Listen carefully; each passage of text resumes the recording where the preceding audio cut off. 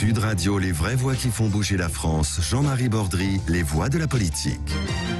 Bonsoir à tous, chers amis. Bienvenue dans les voix de la politique. Comme tous les lundis soirs, on est ce soir avec Maxime Thiebaud. Bonsoir à vous. Bonsoir Jean-Marie. Docteur en droit, auteur du livre Gilets jaunes vers une démocratie réelle. C'est publié chez VA Presse. Nicolas Corato est avec nous également. Bonsoir Nicolas. Bonsoir Jean-Marie, bonsoir Maxime. Fondateur Bonsoir, du think tank Place de la République, auteur du livre Grandes plaidoiries et grands procès, publié chez Heredium. Nous sommes censés voter mi-juin pour les élections régionales. Premier tour le 13 juin, deuxième tour le 20 juin. Mais le Covid est passé par là et le gouvernement attendra les recommandations du Conseil scientifique pour savoir si ces élections sont maintenues ou si elles sont repoussées à l'année prochaine. Et si ces élections sont repoussées, est-ce qu'elles vont bouleverser la présidentielle qui est bel et bien prévue pour 2022 justement? C'est toute la question. Et si la République En Marche ne remporte aucune région, que le Rassemblement National en remporte plusieurs, c'est tout à fait possible aussi, que la gauche n'arrive à faire l'union dans aucune région, et si ça changeait tout pour la présidentielle? Maxime Thiebaud.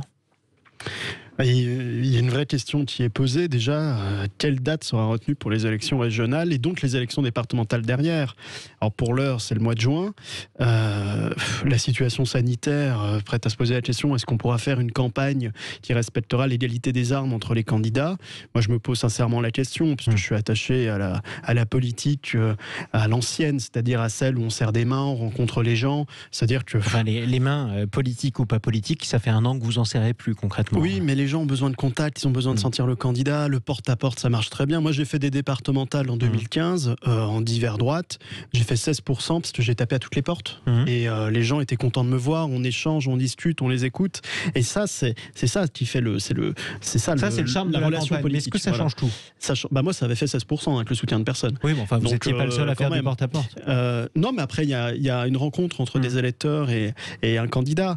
Mais le problème des régionales, c'est pareil. Moi, j'ai fait les régionales en 2015 sous les couleurs de Nicolas Dupont-Aignan, en Bourgogne-Franche-Comté. On avait notre caravane de campagne, on se posait sur les marchés, on discutait avec les gens, et j'étais à 0,5 dans les sondages, et j'ai fini à 5,2, parce qu'on a fait une campagne de terrain. Et c'est très important, je pense, que de retrouver la campagne électorale, la campagne de terrain, pour que les gens se sentent en confiance, donc on ne vote pas connaissent pour leur candidat. On ne doit pas voter tant qu'on n'est pas sûr de pouvoir voter. Le risque, c'est d'avoir une élection qui soit ultra clivante, simplement basée sur des partis politiques, et non plus sur les candidats. Ça, c'est un risque. Et derrière, la défiance déjà des Français à l'égard du personnel politique risque d'être accrue, parce qu'ils se diront, moi, de toute façon, j'ai voté par défaut, parce qu'on les connaissait pas, on les a pas vus. Donc ça, c'est un peu le risque. Je pense que l'opposition, comme la majorité, doit avoir à l'esprit que si les régionales doivent bien fonctionner, et d'autant plus les départementales, il y a tout intérêt à ce que ce soit une vraie campagne qui se passe, et pas quelque chose comme ça, avec la distanciation sociale, en fait. Nicolas Corato. La vraie difficulté, c'est pas la date du scrutin, c'est effectivement la campagne. Est-ce qu'on pourra tenir une campagne normale? Donc ça, bon. Avec une vraie limite, c'est que moi je pense que les Français n'ont pas la tête à des élections.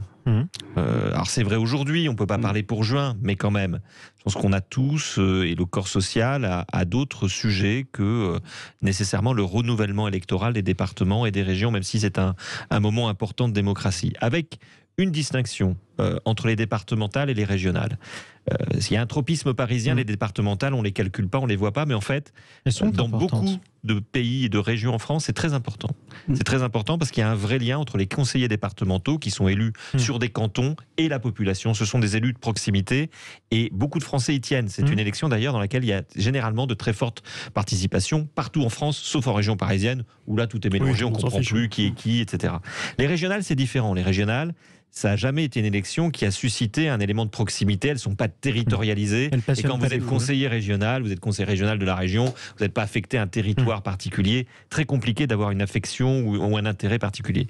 Donc, il va y avoir, au-delà de la campagne, et moi je rejoins Maxime, cette difficulté à faire campagne, une difficulté aussi à faire participer, à intéresser les Français à des sujets qui vont être nécessairement quand même des sujets locaux, de proximité, même s'ils sont très importants, alors qu'on aura tous la tête ailleurs. La vaccination ne sera pas terminée, nous ne serons pas sortis de la pandémie, la crise sociale et économique sera plus là encore qu'aujourd'hui, peut-être que les activités économiques qui sont fermées n'auront pas réouvertes, et tout le monde se posera des questions pour l'emploi, pour la santé, et peut-être pas pour les sujets qui seront sur la table, effectivement. Donc ça risque de devenir une élection biaisée, une élection faussée, une élection qui risque aussi de donner des résultats complètement délirants politiquement et qui vont peut-être produire aussi des conséquences au niveau national. Je prends un exemple, mais effectivement, si le Rassemblement national prend plusieurs régions, et c'est tout à fait possible aujourd'hui, je ne vois pas qu'il ne puisse pas y avoir de conséquences sur le gouvernement actuel. Je ne vois pas qu'il ne puisse pas y avoir de conséquences sur la manière dont Emmanuel Macron va appréhender les élections présidentielles. On peut faire un petit historique d'ailleurs. Les précédentes régionales, le Rassemblement national avait toutes les chances ou presque de remporter 3 régions. La région Sud, donc la région PACA aujourd'hui, la région Hauts-de-France et la région Grand Est. Au second tour, aussi, hein. En Bourgogne-Franche-Comté aussi. Au second tour, la gauche s'était retirée partout, elle était largement éliminée. C'était d'ailleurs Christophe Castaner, le candidat socialiste en PACA. Et à la fin, finalement, le Rassemblement national avait été largement battu. Il y avait eu un front républicain. Là, le Front National et le Rassemblement National est bien placé toujours dans un certain nombre de régions. L'a très bien compris. C'est pour ça qu'il avait un peu forcé la main à Jean-Louis Debré pour que l'élection régionale ait lieu après les élections présidentielles et législatives. Jean-Louis Debré l'avait dit à je ne sais plus quelle commission au Sénat en disant « Moi, ils ont essayé de me forcer la main, je n'ai pas accepté. » Et en même temps, je comprends que Emmanuel Macron ait cherché à forcer la main parce qu'il sait très bien que c'est inconstitutionnel. Et il avait besoin de l'appui, il avait besoin du support de l'ancien président du Conseil constitutionnel pour pouvoir faire une manœuvre telle qui serait celle d'organiser les élections départementales et régionales après l'élection présidentielle de 2022. Pourquoi ? Parce qu'il y a 2 grands principes. Le premier, c'est le principe de périodicité, c'est-à-dire que les élections doivent avoir lieu à des périodes qui sont prédéterminées. Et le deuxième, c'est qu'il ne doit pas y exister de manœuvre. Et la manœuvre, elle est caractérisée lorsque, par exemple, vous organisez une élection après l'élection présidentielle, alors que la présidentielle a pu se tenir. Donc on peut repousser, à mon sens, et des professeurs de droit, je rejoins beaucoup de professeurs de droit, comme le professeur Romain Rambaud, qui est un grand spécialiste de droit électoral, qui explique très clairement qu'on peut repousser les régionales et les départementales jusqu'à pratiquement l'échéance présidentielle, mais on ne pourra pas les faire après. C'est inconstitutionnel. Et ça, Emmanuel Macron l'a compris. Et je pense qu'il est très embêté parce que alors maintenant, s'il prend une calotte, parce qu'à mon avis, la République En Marche va prendre une déculottée lors des régionales. S'il prend une déculottée au mois de juin, il sait pertinemment qu'il y aura un impact très important sur l'élection présidentielle. Et s'il la prend au mois d'octobre ou au mois de novembre, ce sera encore pire. Pour lui, et en même temps, si c'est proche de la présidentielle et qu'il arrive à faire à ce que la campagne présidentielle se mélange un petit peu avec l'élection régionale, ça peut tout changer. Ça peut tout changer. Donc, je sais pas. C'est très difficile de savoir ce que ça peut changer. On va faire un tour des régions quand même, parce que il y a des choses assez intéressantes qui se passent. Si vous allez par exemple en Occitanie, qui est présidée par Carole Delga, qui est socialiste. Pour l'instant, c'est Carole Delga qui est en tête, suivie de la droite complètement décrochée à 13%. Et aussi juste devant le Rassemblement national mené par Jean-Paul Garot, qui lui est à 26%. A priori, la gauche l'emporte de peu, mais l'emporte quand même en Occitanie, dans la région PACA, et ça c'est intéressant. Un sondage commandé plus ou moins en secret par la République En Marche a révélé que le Rassemblement national l'emporterait en PACA, sauf dans un seul cas de figure, que la droite fusionne avec la République En Marche dès le premier tour. C'est la seule solution pour la droite et le Rassemblement national et la République En Marche d'empêcher le RN de l'emporter. Le Rassemblement national est en position de force, Nicolas Corato, pour les régionales. Oui, moi je me méfie aussi des sondages et de l'interprétation des sondages qui sont commandés par les partis politiques. On voit bien quelle est l'orientation qu'on peut donner quand on est à la République En Marche à ces sondages. Il ne faut pas oublier aussi certaines alliances qui peuvent aller de la gauche à la droite. Et qui seront certainement plus naturelles, qui ont déjà eu lieu, pardonnez-moi, mais vous le rappeliez, aux dernières élections régionales, heureusement que la gauche était là, non pas pour faire de bons résultats, ce n'était pas le cas, mais en tout cas pour respecter l'esprit républicain et faire barrage au Rassemblement national. On va voir ce qui va se passer cette année. notamment entre la République en marche et la droite, entre la République en marche et la gauche. Dans les Hauts-de-France, par exemple, la gauche arrive très unie. Ça, c'est aussi c'est un sujet très important. Il y a une expérience d'union de la gauche menée par l'eurodéputé Europe Écologie et Verts Karim Adeli. Ça, c'est dans les Hauts-de-France. Oui, et qui pour l'instant fonctionne. C'est-à-dire que toutes les listes sont fusionnées. C'est ça. Derrière. Ça ne se traduit pas encore d'ailleurs dans les sondages, mais ce sera intéressant de regarder ce que ça mais donnera. regardez, alors vous allez me dire que c'était un mauvais exemple, mais le printemps marseillais, c'est un précédent ça, très c'était les intéressant. municipales à Marseille. On a quand même réussi à conquérir cette ville qui était difficile, là aussi où le Rassemblement national pèse très fort dans les élections, et la gauche a réussi à se rassembler et à gagner. Donc vous croyez à une surprise à gauche possible dans certaines régions? Moi je crois qu'on risque d'avoir de très grosses surprises sur le vote écologiste qui devrait bénéficier à une gauche qui arriverait à se rassembler, ça j'y crois profondément. Je pense que tout l'électorat de gauche qui avait voté traditionnellement pour Emmanuel Macron va revenir vers des listes de gauche, de vraie gauche, et non plus la liste de centre-droit de la République en marche. Et je me demande également si le Rassemblement national ne va pas pâtir du bon bilan des élus de droite sortants. Je pense à Xavier Bertrand, je pense à Valérie Pécresse en Ile-de-France, elle est donnée en tête. Voilà, donc qui sont de très très bons candidats de droite et qui sont capables également de parler à un électorat populaire que le Rassemblement national aura plus de mal à aller, même si il y a de très très bons candidats pour le Rassemblement national. Laurent Wauquiez, qui préside la région Auvergne-Rhône-Alpes, est plutôt aussi en position de force. Là, c'est une gauche divisée. Il y a quand même une prime au sortant régionale qui est très forte, même si c'est de la pure proportionnelle. Mais voilà, moi je vois à peu près ces équilibres. Vote écologiste, toujours vote protestataire sur le Rassemblement national, mais peut-être pas si important que ça, et une belle prime au sortant, parce qu'il faut reconnaître à ces sortants-là, même s'ils sont de droite, mais je le dis volontiers, qu'ils ont plutôt un bon bilan et qui se sait. Enfin, je veux dire, Xavier Bertrand, Valérie Pécresse, même Laurent Wauquiez sont des gens qui ont fait du travail dans leur région. On peut discuter de leur bilan, mais c'est pas des apathiques. Ils arrivent pas. Alain Rousset aussi sortant, qui est plutôt en position de force, lui, est socialiste pour le coup. Ou Carole Delga, que vous avez cité en Occitanie, qui manifestement également bénéficie de son bilan. Donc la vraie question, Maxime Thibault. La vraie question, ça va être celle de la dynamique, qui elle est très bien soulevée par Nicolas. C'est-à-dire qu'à Marseille, au-delà de l'addition des voix et des partis, on a vu une dynamique. Ça, c'était au municipal. Ça va être une vraie question, et on va voir quelle réponse va être donnée à l'appel de Jean-Luc Mélenchon quant à avoir une seule tête de liste LFI et le reste les Verts. Et ça, je pense que Marine Le Pen l'a très bien compris.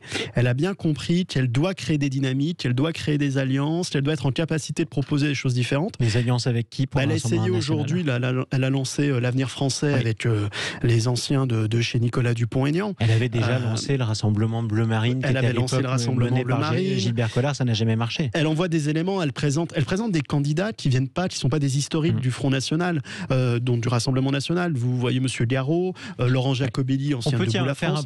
On peut parler de Thierry Mariani, qui est un ancien député des Républicains. C'est le candidat qui est plutôt en bonne position, manifestement, pour la région PACA. Laurent Jacobelli, qui est l'ancien vice-président de Debout la France, lui est candidat dans la région Grand Est. Et vous avez également Jean-Paul Garot en Occitanie, qui est un ancien juge et député des Républicains. Qui mais elle a joué vraiment l'ouverture. Pour le moment, ça se voit pas. Paradoxalement, ça se voit pas. Il faudra voir quelle dynamique elle va arriver à créer, parce que c'est vrai que si en face la gauche, et ça peut être une intelligence que peut avoir la gauche, arrive à montrer cette dynamique via les réseaux sociaux et via les outils qui seront les seuls qu'on aura en période épidémique, on peut avoir des expressions différentes. Ce qui est intéressant, c'est aussi de voir la gauche unie, si ça se réalise. Et moi, je crois qu'il faut écouter. C'est votre éternel espoir. Il faut aussi rappeler. Mais il faut écouter l'appel du pied de Jean-Luc Mélenchon. Ils sont suffisamment rares pour ne pas les prendre au sérieux. Je veux dire, Jean-Luc Mélenchon aujourd'hui propose finalement une synthèse qui permettrait d'unir la gauche dans toutes les régions de France. En tout cas, que la France insoumise se rallie à une dynamique d'union de la gauche. On aurait, et ce serait une première, une gauche très unie, moi je le souhaite, face à une droite très désunie, puisque entre la République en marche, qui je vous le rappelle en tout cas pour moi, et pour un bon nombre d'électeurs, se situe à droite, les Républicains et le Rassemblement national, ça fait quand même beaucoup de choix pour l'électorat de droite face à un choix assez monocorde pour l'électorat. Vous croyez vraiment que l'électeur de la République en marche est à mettre dans le même camp et ressemble à l'électeur du Rassemblement national, celui qui vote pour Marine Le Pen à Hénin-Beaumont n'est pas forcément celui qui vote pour je dis juste que ce sont trois programmes de droite avec des nuances différentes. La seule différence, c'est que si cette gauche arrive à s'unir, il faudra regarder le programme. Et si on retrouve, bon, on va pas débattre sur le fond, mais ça peut donner des vrais intérêts et des vrais discours, des vrais éléments de langage, aussi bien au Front National qu'à des candidats très à droite chez les Républicains, sur l'indigénisme, le racialisme, etc. Et on peut avoir une vraie politisation qui peut être intéressante. Et je pense que là, le Rassemblement national qui patauge peut-être parfois à trouver un discours sur des régionales, parce que c'est complexe pour le coup, parce qu'on est vraiment sur du programmatique local, là peut avoir une vraie porte. Pourquoi est-ce plus difficile de mettre au point un programme à l'échelon régional qu'un programme à l'échelon national ? Parce qu'il faut l'expliquer. Moi, je l'ai vu, mes régionales de 2015, c'était difficile parce que il faut supposer déjà que l'électeur connaisse sa région, ce qui n'est pas forcément le cas. Et deuxièmement, arriver à lui présenter un programme en quelques éléments, qu'il arrive vraiment à bien le comprendre, à le cerner, et que nous, on arrive à se distinguer des autres partis. Et ça, c'est pas évident. C'est-à-dire que quand vous regardez, mis à part les subventions aux associations, là, vous pouvez vraiment avoir du vrai clivage. Mais quand on commence à parler du transport en commun, des lycées et autres, là, on est sur une politique qui est beaucoup plus précise, et c'est beaucoup plus compliqué. On le rappelle d'ailleurs, ça fait partie des compétences qui sont de l'échelon régional, et qui sont très importantes pour la région. Les lycées, notamment, sont supervisés par la région. Les transports en commun, notamment le TER, quand vous montez dans un TER, tout le développement économique. Tout le développement économique, exactement, j'allais le dire. Et là, c'est des axes hyper importants. Et pour se distinguer, c'est pas évident. Honnêtement, des fois, vous avez sortant qu'on peut observer de temps en temps. Quoi qu'il en soit, revenons au parti présidentiel. Dans aucun des sondages qui ont commencé à tomber au compte-gouttes, région par région, La République En Marche n'est en mesure d'emporter une seule région. Aucun sondage ne la place en position favorable. Elle oscille autour de 10% selon les régions, plutôt plus ou plutôt moins, ce qui signifie que ce sera une force d'appoint pour le second tour. Il n'est même pas certain qu'elle puisse se maintenir au second tour. Est-ce que un résultat pareil à quelques mois des présidentielles, ça condamne une candidature présidentielle d'Emmanuel Macron? Nicolas Corato. Emmanuel Macron a toujours nous a habitués à escalader les élections. C'est-à-dire, je fais un petit pont, un grand pont, et j'oublie les résultats et je n'en tire quasiment aucune conséquence politique. Ce que d'autres présidents de la République ont fait avant lui, qui perdaient aussi leurs élections intermédiaires. Oui, bien sûr, mais il y avait parfois des changements de gouvernement. Lui nous a habitués quand même à autre chose. Bon, une sorte d'indifférence par rapport à ces scrutins intermédiaires. La vraie question, c'est la proximité de cette élection régionale avec l'élection présidentielle. Et son envie, qui est quand même toujours très très forte, de se mêler de tout et de penser qu'il n'y a que l'envie lui. d'Emmanuel Macron. Donc, est-ce qu'il va personnaliser ce scrutin? C'est-à-dire, est-ce que, notamment si cette élection est reportée, est-ce qu'il ne va pas être tenté de lui-même se jeter dans la bataille pour limiter les dégâts, voire même pour entraîner une sorte de dynamique? Est-ce qu'il est capable de limiter les dégâts? Moi, je suis quand même assez sceptique. Je pense qu'il a autre chose à faire par ailleurs et qu'on lui reprocherait, pour le coup, très très fortement, de s'impliquer dans cette campagne électorale alors que le pays ne sera pas sorti de la pandémie. Donc je pense qu'il va plutôt jouer l'indifférence par rapport à un scrutin qui est perdu d'avance pour La République En Marche. Et s'il est perdu d'avance et perdu partout, est-ce que ça lui fait perdre des voix pour l'élection présidentielle si elle a lieu 6 mois après? Nicolas Corato, moi, je pense que, notamment s'il a... Je vais vous dire, Emmanuel Macron a choisi son ennemi, c'est le Rassemblement national. Et il a choisi le match. Le match, c'est les progressistes contre les populistes. C'est une erreur, à mon avis, stratégique et démocratique majeure, même si elle arrange le Rassemblement national. Si le Rassemblement national prend une seule, voire même plusieurs régions, c'est un échec total pour la stratégie d'Emmanuel Macron. Et ce qui risque de se produire, c'est que le doute ne vienne pas chez lui directement, mais de son entourage, de La République En Marche, des gens qui l'ont soutenu depuis longtemps, qui verront effectivement de plus en plus le danger qu'il y a à s'enfermer dans ce duel, qui à mon avis est un duel perdu d'avance pour Emmanuel Macron. Le mot de la fin, Maxime Thiebaut. Moi je pense qu'Emmanuel Macron a l'arme de destruction massive face aux Républicains. Et face à la droite. Face à la droite LR, parce que beaucoup de candidats prétendant à la présidentielle à droite jurent sur l'élection régionale. Et il a une arme de destruction massive, c'est-à-dire que s'il commence à les soutenir ou à jouer déjà le second tour lors du premier tour, ces derniers vont perdre leur électorat populaire de droite qui risque de se déporter vers Marine Le Pen. Et on risque de voir de potentiels très bons candidats à une élection présidentielle perdre toute chance de pouvoir se présenter parce qu'ils perdraient l'élection. Ou de Valérie Pécresse qui auront besoin des voix marcheuses. C'est pas Marine Le Pen. Emmanuel Macron n'a pas peur de Marine Le Pen parce qu'il pense au fond de lui-même qu'elle ne gagnera pas la présidentielle. Mais il a peur de Xavier Bertrand.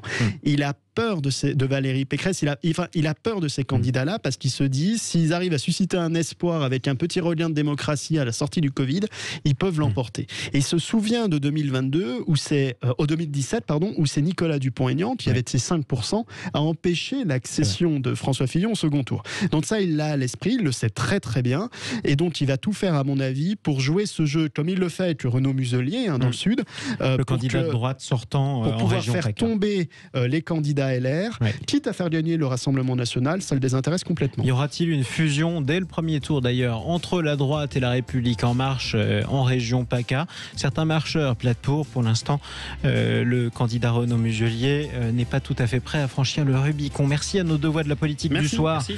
Maxime Thiebaud, docteur en droit, auteur du livre Gilets jaunes vers une démocratie réelle, publié chez VA Presse, et Nicolas Corato, fondateur du think tank Place de la République, auteur du livre Grandes plaidoiries et grands procès, c'est publié chez Heredium. Merci à tous les deux. La suite des vraies voix qui font bouger la France, parlons vrai toujours, mais avec les entrepreneurs cette fois sur Sud Radio et sur Bismart. Vous retrouvez Stéphane Soumier.